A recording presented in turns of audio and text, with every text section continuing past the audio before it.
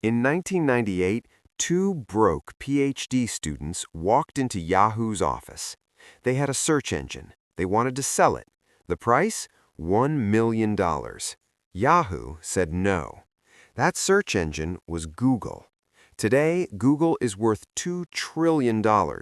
Yahoo was sold, the entire company, for $4.8 billion, less than 1% of what Google became. But here's what makes this story truly painful. Yahoo didn't just say no once, they said no twice. They had two separate chances to buy Google, and they walked away from both of them. And in between those two decisions, they made a series of choices so catastrophically wrong that they turned the most dominant website on the internet into a cautionary tale taught in business schools around the world. This is Silicon's strategy, and this is the story of the most expensive mistake in the history of technology. To understand why Yahoo said no, you first have to understand what Yahoo was. Founded in 1994 by Jerry Yang and David Filo, Yahoo started as a directory of websites, curating a list of links for users. Its early success was grounded in its simplicity and user-friendliness, capitalizing on the frenzy of early internet adoption. Think about that. Before Google, before algorithms, before AI, someone had to manually organize the internet, and Yahoo did it. Human beings at Yahoo were literally reading websites and categorizing them by hand, and it worked. In the mid-1990s, Yahoo was the internet for millions of people. You didn't say, "I'll search for it." You said, "I'll Yahoo it." They had email, they had news, they had sports scores, stock prices, weather forecasts, everything you needed in one place. By 1999, Yahoo was worth over $100 billion. They were the most visited website on the planet. They had more traffic than anyone, more brand recognition than anyone. They were, in every measurable way, the king of the internet. And then two students knocked on their door. In 1998, Larry Page and Sergey Brin, the founders of Google, approached Yahoo to sell Google for $1 million. Yahoo refused the offer. Now, why? This is the question that haunts Silicon Valley, and the answer is not stupidity. Yahoo was not stupid. They had smart people, experienced people, people who understood the internet better than almost anyone alive at that moment. The reason Yahoo said no was something far more dangerous than stupidity. It was arrogance.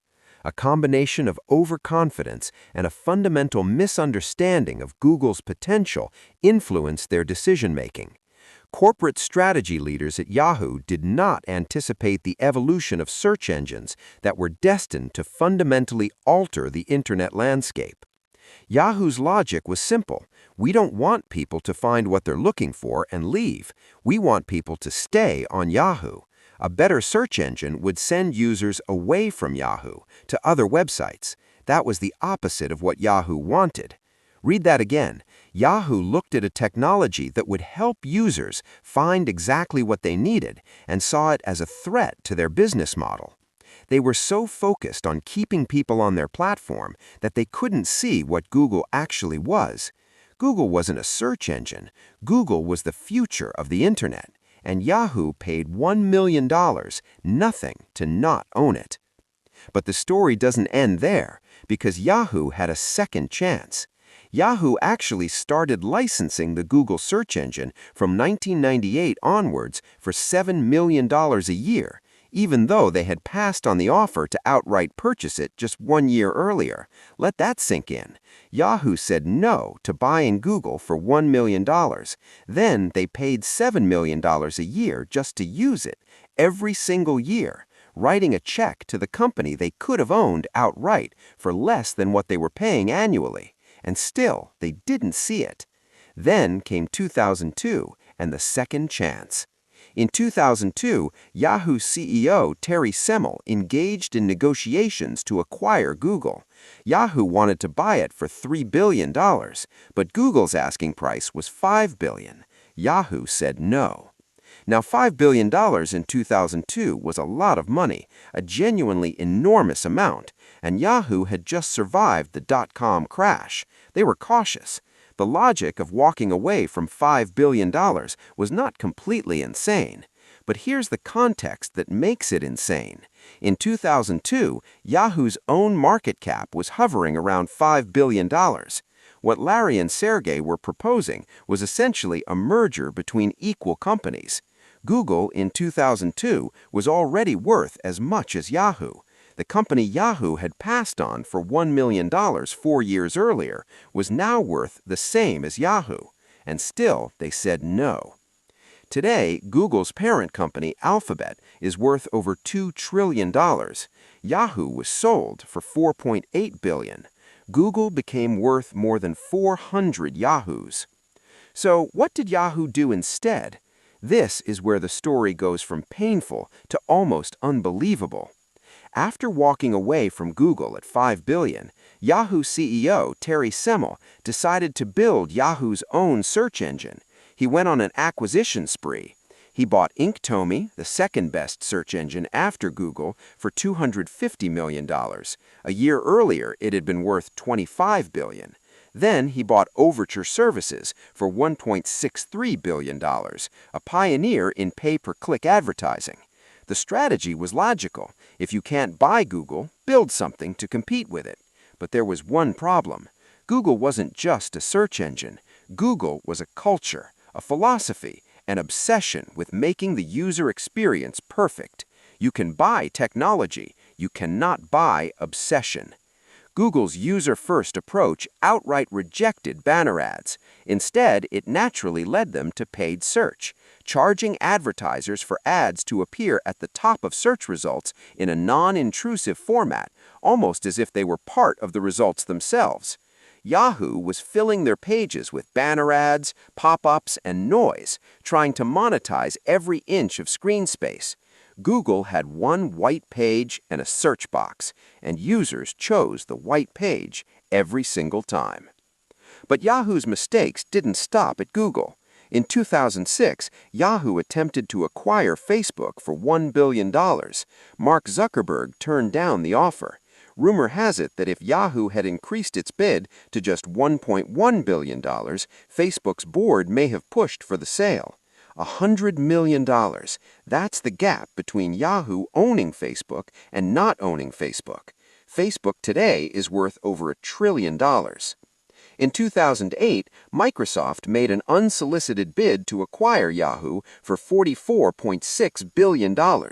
Yahoo rejected the bid, claiming it substantially undervalued the company. Yahoo turned down $44 billion from Microsoft. Yahoo was eventually sold to Verizon for just $4.8 billion in 2016. They turned down $44 billion. They sold for $4.8 billion. 8 years later, 1/10 the price. So what actually killed Yahoo? Because it wasn't one decision. It wasn't just saying no to Google. It was a pattern, a way of thinking, a set of beliefs about what they were and what the Internet was for. Yahoo believed they were a media company, a portal, a destination. The goal was to get users in and keep them there, like a shopping mall, everything inside, nothing outside. Google believed they were a utility, a tool. The goal was to get users where they wanted to go as fast as possible, in and out, no friction, no noise, just answers. Two completely different philosophies about what the Internet was for. And the users voted. Every single day, with every single search, they voted for the white page and the search box. Yahoo kept building a bigger, louder, more complicated mall. Google kept making their one white page faster. And by the time Yahoo realized they'd lost, Google had already won. Here's what I want you to take away from this. Yahoo's failure is not a story about missing one opportunity. It's a story of identity. Yahoo never knew what they fundamentally were. Were they a media company, a search engine, a portal, an advertising platform? They kept changing the answer, and every time they changed the answer, they made a decision that destroyed more value. Google always knew what they were. They were a search company. Everything else was secondary. That clarity, that absolute certainty about identity is what allowed them to make every correct decision while Yahoo was making every wrong one. The most dangerous thing in business is not competition, it's not technology, it's not even bad luck, it's not knowing who you are. Because if you don't know who you are, you will look at the future, not recognize it, and walk away from it for $1 million. Subscribe to Silicon Strategy. Next week, we're going deeper into the decisions that shaped the companies running the modern world. I'll see you then.